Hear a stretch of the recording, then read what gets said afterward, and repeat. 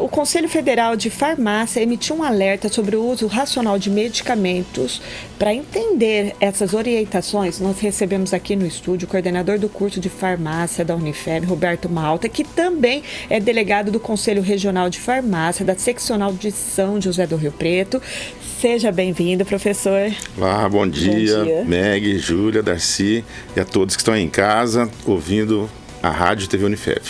Certo, vamos começar aí falando, né? O que levou o Conselho a fazer esse alerta? O que os dados mostram?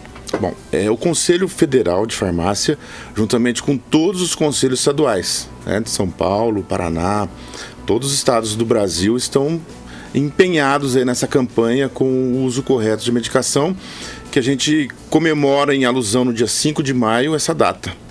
Né? E esse ano, através de dados que foram levantados, verificou-se que de 2019 para 2022, 2023, nós tivemos um aumento muito grande no consumo de medicações, que passou aí de 170 milhões, que já é um número bem expressivo, para cerca de 230 milhões. Então essa campanha o Conselho faz anualmente, e esse ano aí com uma junção de todos os conselhos estaduais, juntamente com o federal. Professor, então quais são os principais problemas vistos, né? Uso errado, automedicação? Isso, entre o uso errado e a automedicação, nós temos também o mascaramento, né, de casos graves. Por exemplo, você começa com uma dor de cabeça, vai lá e se automedica, e isso acaba trazendo um benefício momentâneo, e mascarando um sintoma um pouquinho mais grave. Esse é o risco da automedicação.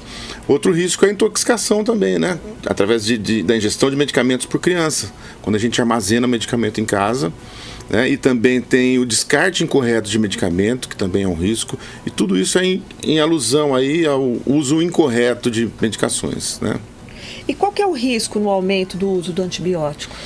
Bom, esse ano o Conselho fortaleceu aí, né, a campanha para o uso correto de antimicrobianos, de antibióticos e também antivirais, né, e antifúngicos. Qual que é o problema grave nessa situação? É que você acaba selecionando algumas bactérias que são resistentes ao antibiótico quando você não faz o uso correto. E aí você acaba deixando essas bactérias aí como, entre aspas, umas superbactérias. Então o uso indiscriminado de antibióticos pode resultar no aparecimento de superbactérias. Então quer dizer que vai utilizando aí, se automedicando, o organismo vai ficando resistente? Como que funciona? A resistência é por parte do micro-organismo. Vamos supor, foi prescrito para você tomar um medicamento por 7 dias. E aí, com 3 dias, você já observa uma melhora de sintomas e você para de tomar por conta. O que aconteceu? O antibiótico matou as bactérias mais sensíveis e aquelas que demorariam um tempinho mais para serem destruídas, elas sobrevivem. E elas acabam se multiplicando. E elas tornam-se resistentes ao antibiótico que você utilizou. Aí tem que ser feito um estudo para saber qual outro antibiótico que ela é resistente. E aí começa a tomar esse novo antibiótico. Se essa posologia for feita de forma correta, você pode selecionar mais bactérias resistentes ao outro antibiótico. Até chegar ao ponto em que você não encontra mais antibióticos capazes de eliminar essa bactéria. E o horário também é importante, porque tem muita gente que fala assim, passou o horário, vou tomar mais tarde, ou esqueci, pula, isso interfere? Com certeza. O horário está relacionado com a biodisponibilidade do medicamento. O que é biodisponibilidade? Quando você toma um medicamento, ele vai circular no teu organismo, certo? Então ele tem um tempo em que ele permanece numa concentração capaz de ser efetiva. Se você prolonga esse tempo, a quantidade de medicamento no seu corpo diminui, e isso inviabiliza o tratamento de forma correta. Professor, e o que são essas superbactérias? Como combater? Esse é o problema, Meg. Quando você tem uma superbactéria, nós não temos antibióticos capazes de combatê-las. Então, quando você faz o uso incorreto, você acaba selecionando, criando essas superbactérias, e quando você vê, o médico não tem mais disponível no mercado antibióticos capazes de eliminá-las.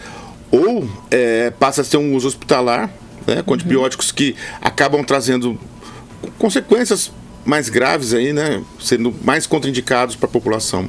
Então isso daí é um risco muito grande quando a gente fala de superbactérias.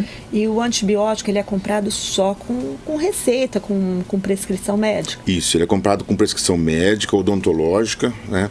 Mas o que a gente observa é assim, quando você não faz o tratamento correto, sobra antibióticos em casa, e aí você passa para o vizinho, passa para alguém da família. Então esse é o problema. Então uma responsabilidade do paciente também. Então ele tem que ser usado todos os dias, conforme foi determinado, no horário determinado. E no horário determinado, justamente. Tempo, né, em dias e horário. Isso é de extrema importância e é responsabilidade, sim, do paciente. Então, professor, fala para o pessoal quais são as recomendações. Bom, então as recomendações do Conselho Federal e do Conselho Estadual de Farmácia aí do Estado de São Paulo, né, e de todo o Brasil, é que você faça o tratamento da forma que foi prescrito, né, evitando aí a automedicação. E para os prescritores também, o Conselho está em parceria com medicina, com odontologia, para estar orientando de uma forma mais incisiva, né, a prescrição desses medicamentos. E não fazer o uso de medicamento, não só antimicrobiano, mas antivirais também, antifúngicos. Nós estamos aí com vários casos de gripe, né? E o uso de Tamiflu está sendo feito de uma forma indiscriminada. Então não é só antibiótico, antifúngico, também antiviral, são importantes nesse controle. Tá certo, professor. Agradeço a sua participação aqui. Eu que agradeço a oportunidade de falar um pouquinho.